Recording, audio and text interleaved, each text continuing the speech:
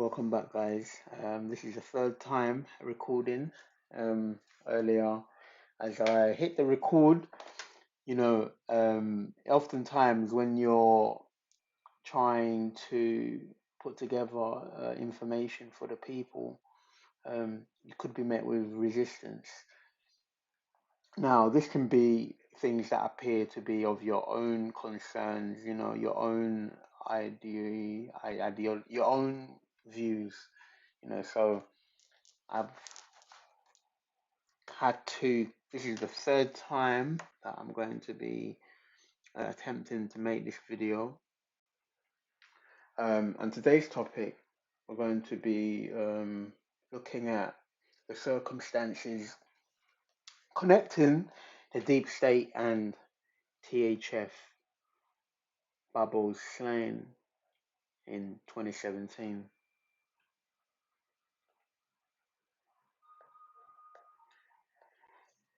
Excuse me. We're going to just have a quick look at his profile.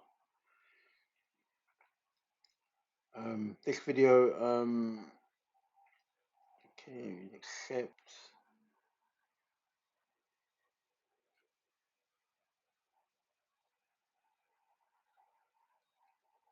Okay. Now, the interesting thing about Bobo is he was, as you see here, it says that he would be released on bail on 2017, only to be murdered that very same day. Now, the theme or the thing is here is we're not going to really get into much of his background. We're going to focus on the circumstances. Is that he was released on bail, but his release date and time was given to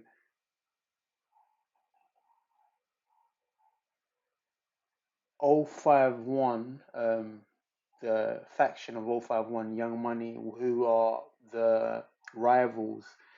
And the thing is, guys, what you have to remember is that these rivalries are fabricated. They are endorsed by the government.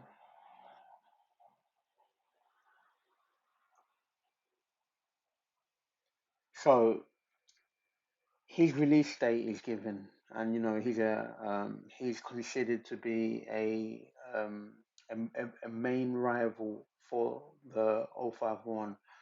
So using various agents, these could be people that are on the payroll, and for the first three videos, like 051, they've now appeared. Excuse me. This will be their second time appearing in the third episode. In the previous episode, we had 051 Melly. So one thing is determined is that they have a intermediary connection with an agent within the government.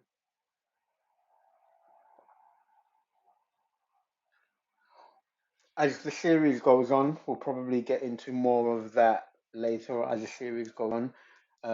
But we're just going to focus here on Bobo. Is that he was released on March 6th, 2017, and his release date and time was given to his rivals. Now, the thing is, he was both sides are being manipulated, and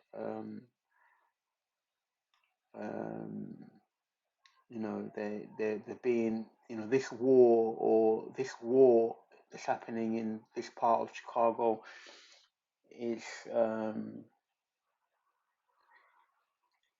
it's been encouraged to go on, and the sad thing is that both sides are both sides are, you know, they appear to be unaware because they seem to feel that they're in a position where they're defending their territories, um, but they're being manipulated from a different place. And the clue here would be that this happened in 2017,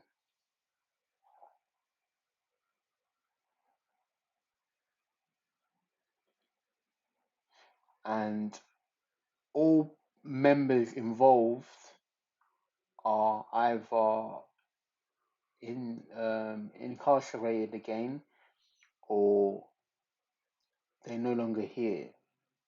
The theme is always the same. Is that the theme is that when a member is given this intel, usually by a handler, the government is always sure to double back and tie up the loose end.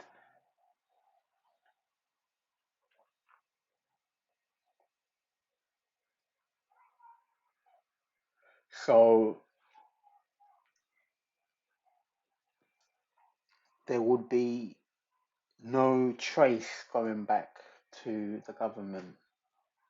Um, Now, guys, I've noticed that there is so much that we can speak about in regards to this. Is that how it works? Is they use something called directed energy weapons, or sometimes called a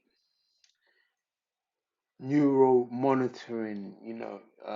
So they have suggestions that are encouraged into a person's into a person, and they're also encouraged by the actions of what's going on the streets. But however, there's always a trail that leads back.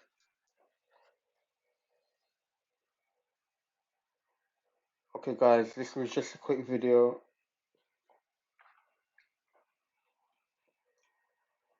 This was just a quick video. Um,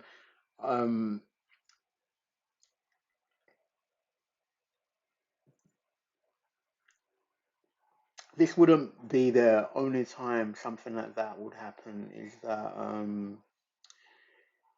also they similar a similar plot was used against KTS Dre in 20 I believe 2020. We'll look at this together.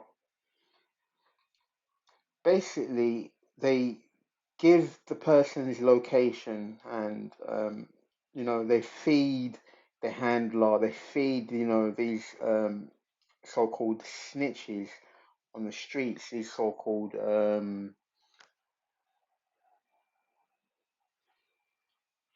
they have this word. The word escapes me right now. KTS Dre.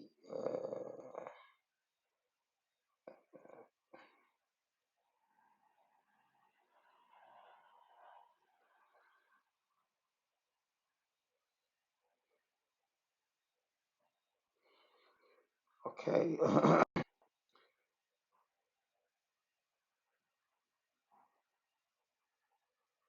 So this happened in 2020. KTS Dre.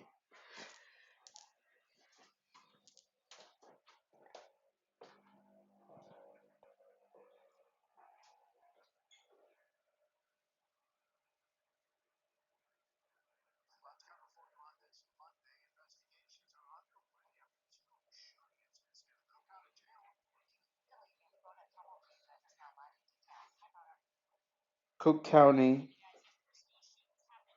Okay, guys. Sorry, just to pause that video quickly. Cook County is the number, the letter C equals to a 3. So that is 33. So the name alone,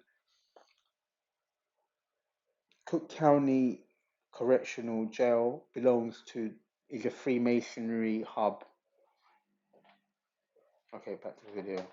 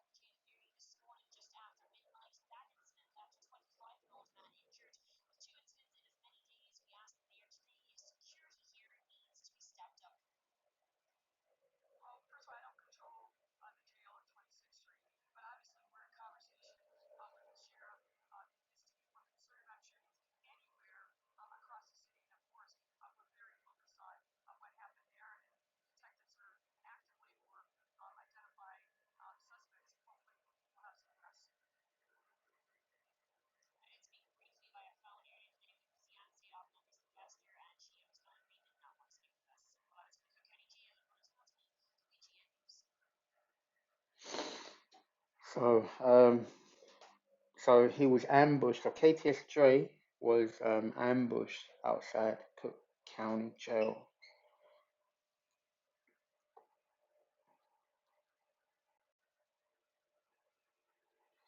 So within a span of 3 years, 3 4 years, two two of the most wanted men in in terms of the underworld in Chicago are both ambushed by their rivals outside by on release by after being released. Remember, guys, these guys are would have been used by the government at some point. Also, they would have been used as by the government, and afterwards, they are then discarded in a. They're then discarded. Um, so the deep state is, they are really playing both sides. Not only that, they are controlling both sides using agents and what you call, double agents, or another word for like a witness.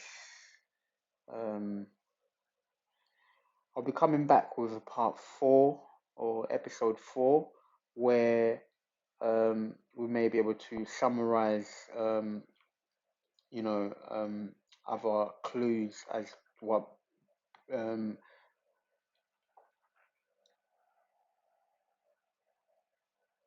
the influence of the deep state in drill, and remember that all these situations are encouraged, and we're looking at the end game of the drill era effectively, because one thing to mention is that KTS Dre, he was a member of the first generation of drill also. you know um, these are both, they were both members of the first wave. Now, from that generation, only a few members remain. The main stars of their factions, such as KTS Vaughn, which is Dre's brother. He was he's been dead for going on maybe 7 years now, and Dre was the very last one. And yeah, so anyway, I thought I'll just leave it there, guys. See you all on the next one. The next video could possibly be about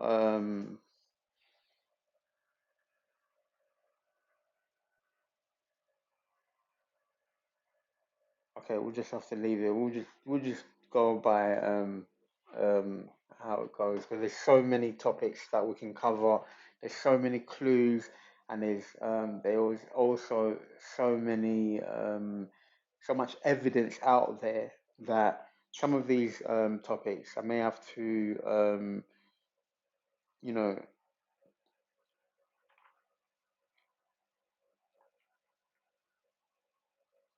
God bless, love you all.